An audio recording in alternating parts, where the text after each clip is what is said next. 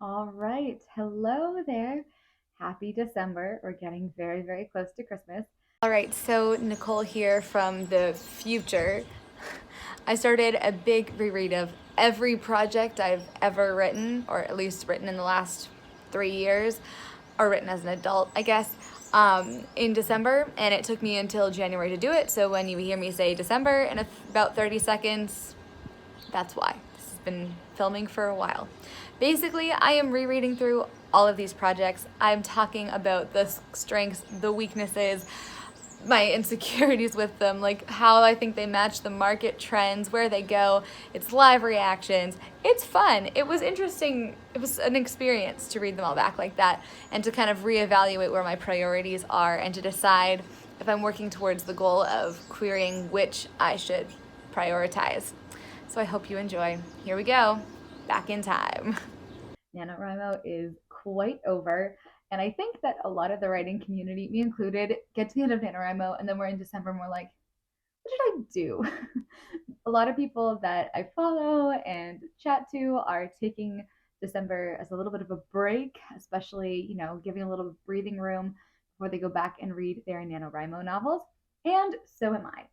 And I have decided that December is going to be a big month, is going to be, I guess we're halfway through, a big month of reading. So, if you've been around my channel for a while, you might have heard of a couple of projects that I've worked on. The big three have been a novel I call 1837, which is set in Canada in 1837. The second one I called Project Musical, and that's like a fun YA. It's about someone putting on a play, not a musical. And then the third one is my YA action adventure heist that I've been working on this entire year. And it occurred to me that I have literally been working on this entire year and I have not looked at any of my other projects for over a year, which is fine. It's okay because I wanted to kind of go full ham on this. I finished the first draft, I got it edited, and I finished the second draft. Or, no, I finished the first draft. I did like a draft 1.5/2 where I did it up real nice. It was like a soft edit. It wasn't a big rewrite, but it was a soft edit. Then I had the editor, and then I did the third draft. So, anyways, I'm leaving that to the side for a minute because I think I have literally focused on that entire thing for a year. But I have decided that I am going to go read those other two books.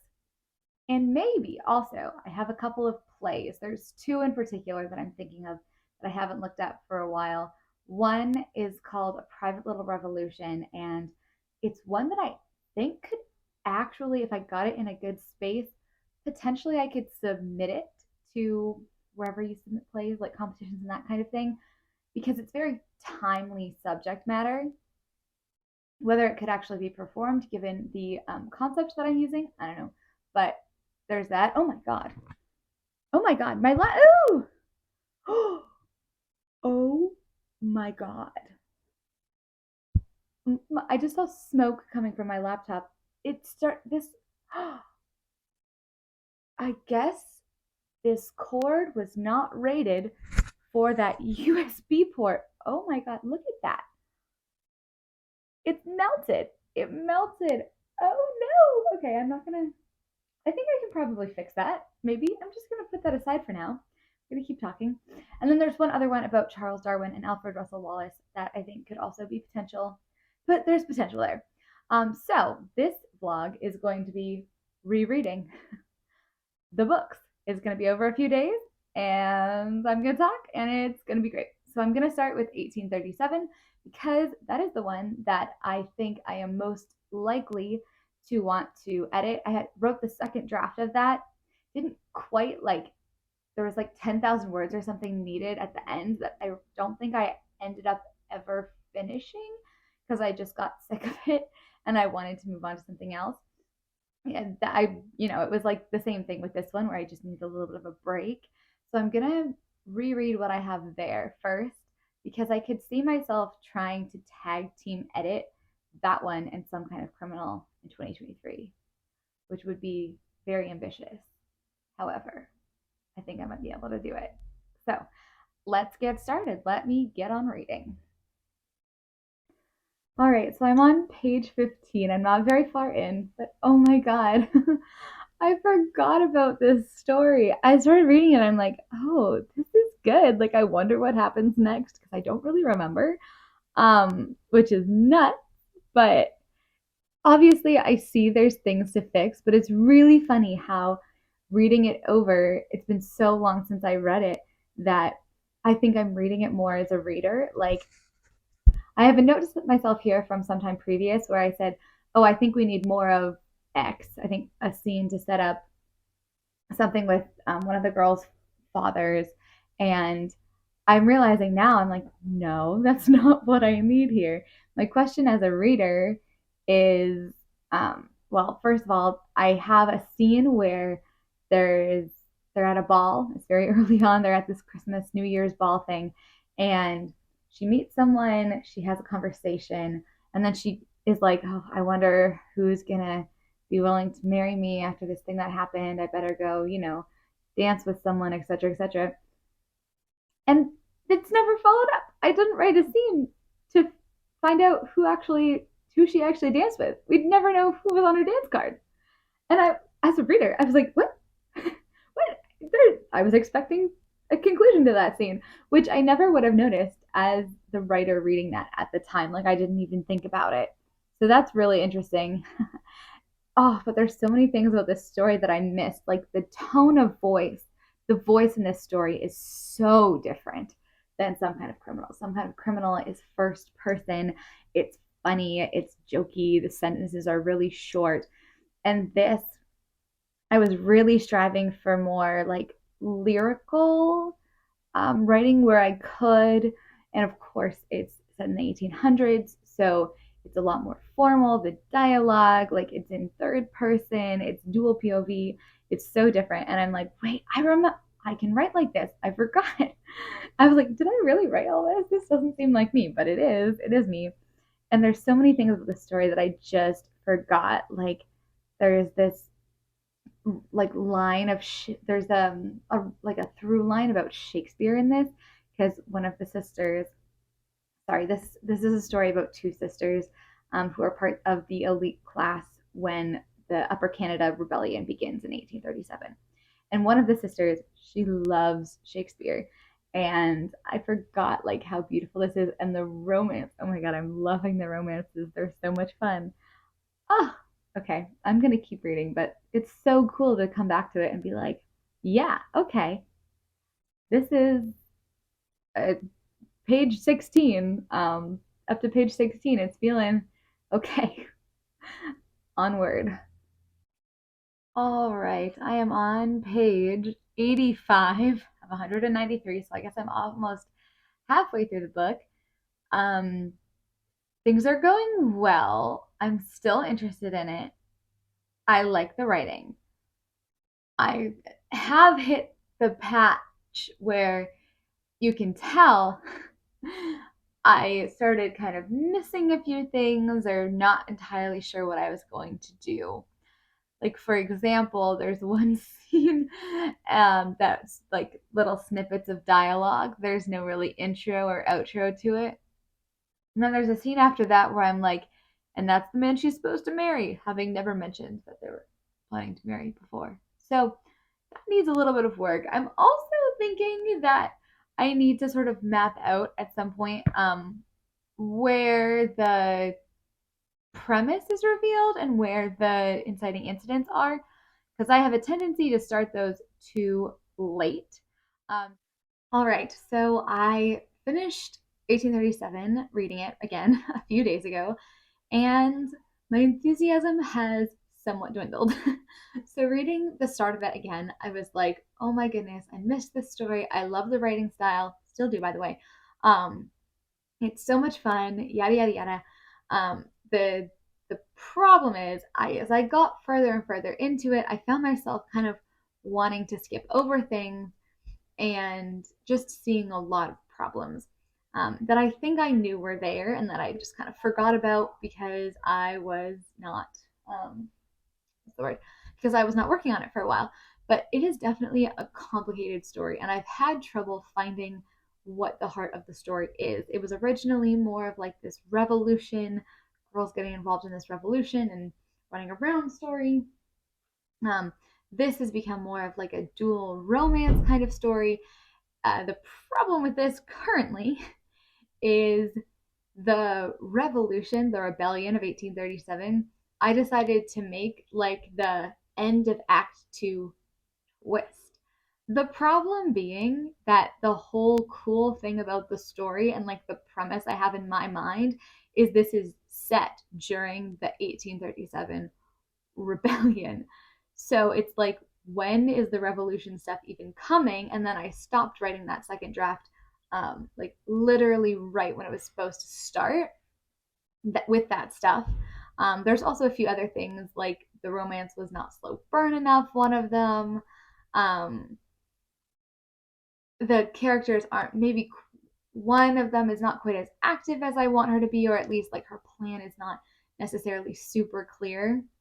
And so when I started writing it, I was actually considering, like, should I drop some kind of criminal and work on 1837? Because quite honestly, I think out of the projects that I have drafts of, 1837 is probably the best fit for the market now. Um, because it is historical fiction. It could be YA. I'm not sure if I'm going to push it as YA or not, but it also gives like Bridgerton with a twist vibes, because it's in that like end of the Regency era, but it's set in like on the frontier in Canada, in Toronto. And there's like a rebellion, there's all this stuff. So it seems like it's something that would be quite marketable. And the genre is somewhat clear, although it's like the marketing genre to me is clear. The actual content genre of like, is this like mostly a romance, is this mostly like about the journey of the character, is this mostly like an action story, that is not clear to me, and that is a problem because that needs to be figured out. So I still love the idea, I still want to write it. It is one of those things that I think as I was working on it, I was like, okay, this is a hard book that's going to take a while to get. And I still think that that is a hard book that is going to take a while to get. So, yeah. So I have, I guess, mixed feelings on it, that it was like really fun to go back to until I was probably like 15,000 words in. And then it was, oh dear, right. There's all these problems. So I'm not sure if I'm gonna do anything with it now. I think after I continue reading over things, I will, have some things to say about it. So I'm going to be wearing the same shirt as I now talk about the next story, which is the Christmas short stories. So the Christmas short stories I wrote in 2019, and because Christmas just happened, I reread them just before Christmas. And I reread them just before Christmas. It's quite short. It's a novella. It's maybe like 24,000 words in total. And I still absolutely love them. They are the most polished, I think, example of my writing that I have, because I went through so many drafts and I even got down to line editing them. Also, on that, they are quite short. It's like a novella in short, like novella with short stories, which is like a super fun structure. And there's Easter eggs throughout all the stories, they're interconnected. It was so fun to reread. And I still love it. I'm still not necessarily going to do anything with it. I submitted one of the stories because it sort of kind of fit the Reedsy prompt for the Christmas week. Although, like, I'm going to be completely honest, the one that I ended up submitting, the short story that I ended up submitting, was the only one that came in under 3,000 words, because I did not think it made any sense to put in the effort. Because I did not think it made any sense to put in the effort to cut a story down just for a contest that I was kind of entering on a whim. So I entered the contest on a whim, and we'll see. I doubt anything's going to come of it, but it was kind of fun to do. Anyways, I'm not going to do anything with this project. I absolutely love it, but what do you do with a novella? Maybe at some point I will self-publish it. I really enjoy it, but probably only after, if if and when I have a little bit more of like an author following, and have traditionally published a couple books. I think lots of traditional published authors will then go and do a few novellas, usually in the same world, but who knows. That's there, and I really, really like it. So, in this roundup, I have, let me look, because I have a Kanban board. I will show you this. I have a lot of Kanban boards on my Notion right now. They're very fun. All right, there we go. I have first draft finished. I have two others. Well, three, but I don't really know if I want to reread that one. I have four other things that are in the draft finished column. So 1837 was in the subsequent draft column. Christmas novellas is in what I call next steps, or more or less like I'm going to do as much as I can on it writing wise for now column. And then I have four other things in the first draft finished column.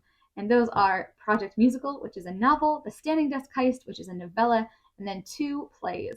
So I'm going to see how much of it I can read right now. I'm going to start with, I think, the plays, then the novella, and then the novel, and we'll just see where we get. All right, so I just read, it's a play, it's pretty short, this play called Coincident in Time and Space, which I actually wrote in winter of 2020 for a playwriting class that I was taking that was super duper fun. And it's all about Charles Darwin and Alfred Russel Wallace and like figuring out the origin of species and that kind of thing. This one I really, really like. Um, I was reading it and I was like, oh, this is interesting. I would love to flesh it out like a little bit more and get back into it. It's fun to read. I think I remember my professor being like super enthusiastic about it too and being like, this is really good, yada yada yada, and getting excited about it. I am also excited about it. I can definitely see how it needs improvement or how it like could use a little bit of change. I think the main change, honestly, that I'd want to make in it is defining what the controlling idea or like main question it's exploring, because I feel like there's a little bit too much.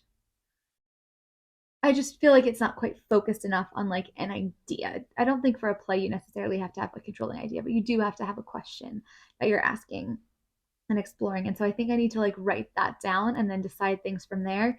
But it's really getting into that mystery of like who came up with the theory of natural selection and did Charles Darwin screw someone over or not. It's a super fun one. Um, that that one's sticky in my mind is like I would work on this year. I would work on this. So I actually have two more plays to read. So one is Sticky Toffee Pudding, which is super fun, and it's not about Christmas, it's about Thanksgiving, but like holidays, so it's very timely. And then the other one is called A Private Little Revolution, and it's not done, but I did do some things on it throughout 2022, and I'm interested in just like updating myself on where I am at with it. So here we go.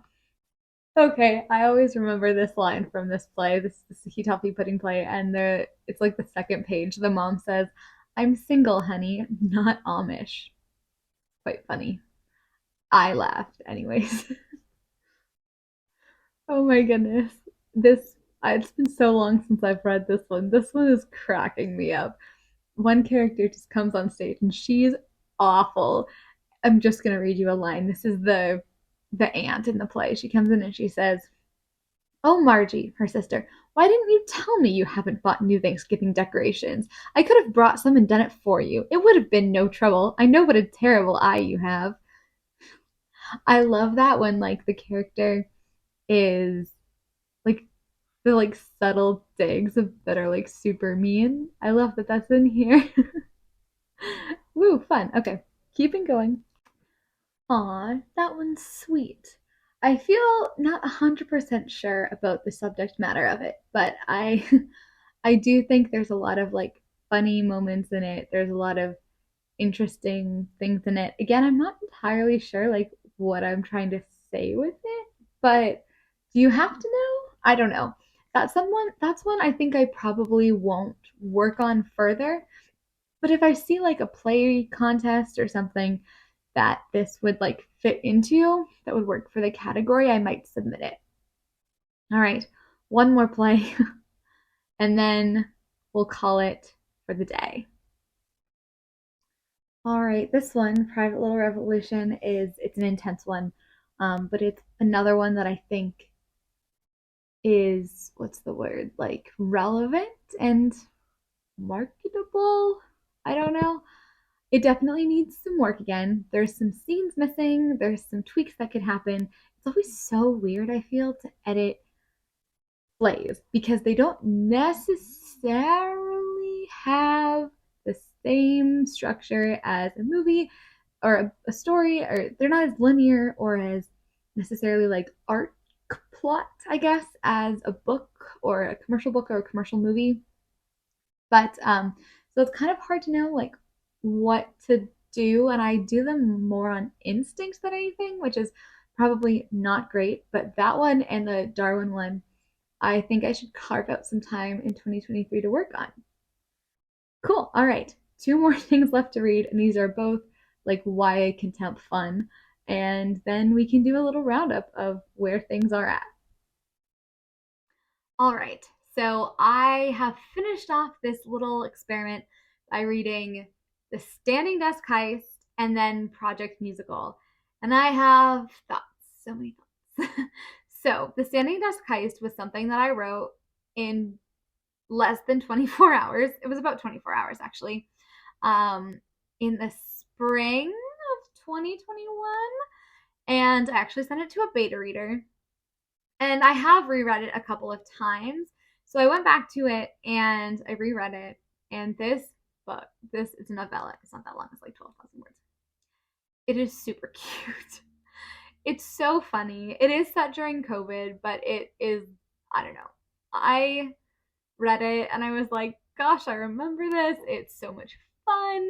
There are some things in it that I'm like, oh, that's a little bit too niche and clearly drawing from my life.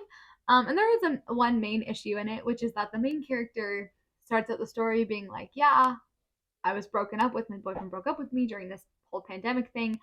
And what does she say? And that really never comes back, and that never comes to fruition. And so at the climax, it's the other character. There's three that are like pulling off the standing desk heist. The premise of it being they're in a lockdown and they realize that there are all of these standing desks in office buildings, and so why don't they just go get one, pretty much? And it's oh, my heart, like the love I have for this story is just hilarious. It's so funny. I think. Anyways, I'm gonna stop qualifying my statements about my work. It's funny. Moving on. So the beta reader pointed out to me like, hey, really love your humor. But why does she never mention the breakup? I was like, oh, right. I feel like yeah, that should probably be in there because the main like viewpoint character doesn't really get a moment in the climax. It's one of her friends, and while I still enjoy what I was exploring with that, I don't think I fully brought it home in the climax the way I could have. And yeah, part of me wants to go in and fix it. Why do I want to fix all of these stories? This is so bad. But yeah, so it was really just like the main character's arc there that needed some work. So, moving on from that, we had Project Musical, and Project Musical is a full length story, 80 something words that I wrote for NaNoWriMo 2021. And it's basically Rocky set at an art school, but she's a director and not a wrestler. And gosh, and it's crazy to me how I go back to these stories and I'm like, oh, I love these characters so much. And I love these stories so much. This one stuck out to me as being along like similar lines, I would say, as Some Kind of Criminal. Because Some Kind of Criminal, when I read it back, had weaknesses for sure. The first draft, but it was a cohesive story. You could tell the beats. You knew the genre. It was kind of clear, like this, then this, then this. It was cause and effect. It was nice. 1837, as much as I absolutely adore that story, just was a mess. Like it's still a mess.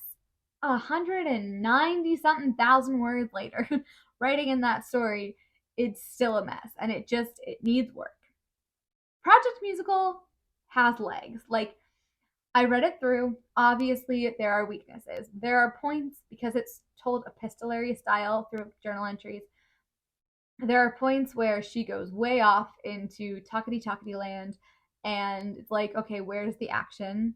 There are points where I write way too much about how she's directing the play and the artistic choices that she's making and stuff, which is very interesting to me, but definitely not interesting to like a reader unless they were super interested in what someone who's never put on a play before thinks about artistically directing Antony and Cleopatra.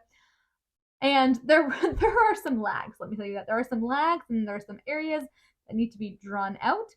A little bit more needs to happen in like the second act. A few more things need to be shown as we get towards the end, that like middle section. But altogether, it is a cohesive story. You start at one place, you end at another place. The change is clear. I love that story because the character wants the same thing the entire way through. Some stories, like Some Kind of Criminal, like 1837, they start off wanting one thing, and then by the beginning of Act Two, they kind of want another thing. So, for example, it's like The Hobbit, right? Like Mr. Hobbity Hobbit wants to live in his Hobbity Hobbity hole until the cows come home. He just wants to chill there. He wants to make dinners or whatever. And then Gandalf and all the, are they dwarves? Whatever they are, come in, and he is hauled off to wherever on an adventure. And in the end, he wants to get the thing from the dragon in the cave. So, yeah, basically. So in Project Musical, she wants to win the contest at the very first line of the story. She wants to win the contest. At Act Two, she wants to win the contest. At the end of the story, she wants to win the contest. So it's a lot more of like a linear situation. And because the want is so clear, so tangible, so I don't want to say simple, but it is simple. It's like she wants this, it's over there, she's going to get it, that kind of thing. So it's easy to be like, oh, she's close to it, she's not close to it, she's close to it, she's losing it, there's the antagonist. Like figuring those things out it's quite easy. It's a nice, like, there's a good through line is my purpose. My point. There are issues, I could talk about the issues till the cows come home, but hey, there is a story there where I would not have to go back to the drawing board and like rework the whole premise and rework all the characters. It's really, I think that one is going in, yes, changing some of the things in the middle to make it a bit stronger and strengthening certain characters, maybe diminishing certain others, like just checking to make sure everything kind of revolves around that one theme. But that's not what has to happen to 1837, which is really like, I think about that one and I still have so much passion for that story and that time period. It's just like the bones aren't there. The bones of Project Musical are there. So anyways, I had a really great time reading Project Musical. It's actually been so long since I've read it. I don't know if I've ever even read it. Like it's been over a year since I worked on it. I don't know if I read it anytime in 2022. I don't think so. So as I was reading it, I was literally like, what's happening next? What's happening next? Like I felt like a reader and I was walking around my house being like, I want to get back to my book. I want to read my book more. And that felt really good. So we have done all of these things. We have read all of the projects. And now we have to talk about what's going to happen in 2023. Okay, so new location, um, new outfit. It's a few weeks later. It's now January 20 something, 2023. And I'm here to wrap things up that I didn't wrap up before. So I'm actually in the middle of a reread of Some Kind of Criminal, the project that I worked on all last year. And I was ready to roll up to this video at that point and be like, okay, some kind of criminal is what I'm querying, it's what I'm going for, I've invested all this time in it, let's do it. And I'm reading it, and I know in my head, like, this is the stage that you go through, and I'm also not far enough away from it. I'm not reading it like a reader. I'm trying to read it like a reader, but I'm definitely like reading it like a reader who knows everything that's going to happen and is being critical. And so I'm reading it and I'm feeling disheartened. I was hoping I would read it and be like, this is the best thing ever. And I don't even know. Like, I am not sure, because I'm not, what's the word? Like, as I'm rereading it, and also I should have reread it in like a chunk. I've been rereading it over a few days, which is not great.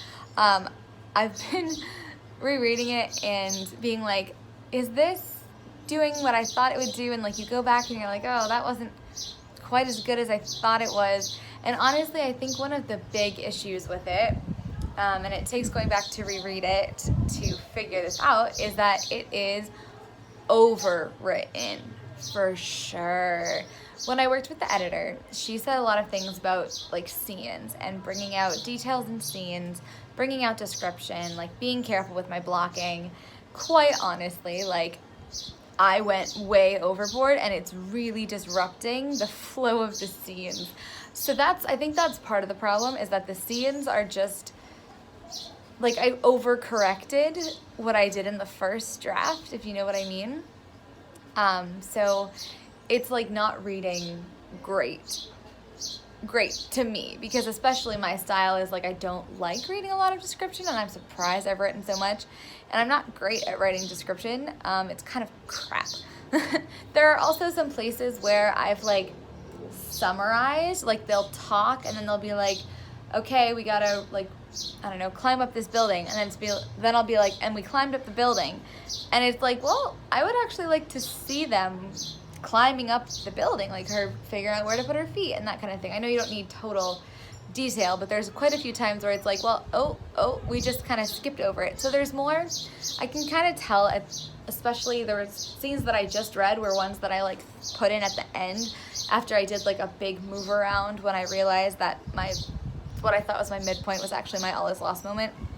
And they were rushed. They were rushed. You can tell there's places where there's summary where it should be more action, and so it's kind of like two problems of like things being over described. Another issue is this book is hopefully funny. I've written it in a humorous style, and that was some feedback that my beta readers gave me, was, you know, the humor in this is its strength. And I think at times I want to say trying too hard, but not only that, but sometimes when you're writing things humorously, you lose some of the tension there. Like, it's tension and then laughter is a release, right? Tension, humor, release, tension, release. And so sometimes the humor is happening in moments that should be tense, and so it's, you know, it's releasing when it shouldn't be.